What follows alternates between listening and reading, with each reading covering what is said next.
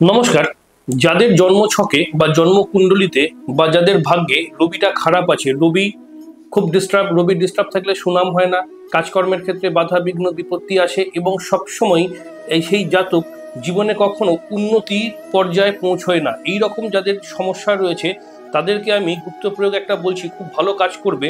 যারা অন্ধ ব্যক্তি আছেন, যারা অন্ধ ব্যক্তি, রাস্তাঘাটে এরকম অনেক অন্ধ ব্যক্তিকে পাওয়া যায়, যাদের রবি খারাপ তারা অন্ধ ব্যক্তিকে কিছু সাহায্য করুন, কিছু খাবার দিন, দেখবেন আপনার রবির কুপ্রভাব ভীষণভাবে খুব তাড়াতাড়ি কেটে যাবে। এটা গেল একটা। আর একটা জিনিস হচ্ছে, এই রবির কুপ্রভাব যাদের রয়েছে, যারা জীবনে প্রায় সর্বশান্ত হয়ে যাচ্ছেন, কোনোভাবেই জীবনের উন্নতির মুখ চোখে দেখতে পাচ্ছেন না, তাদের উদ্দেশ্যে একটা জিনিস আমি বলি।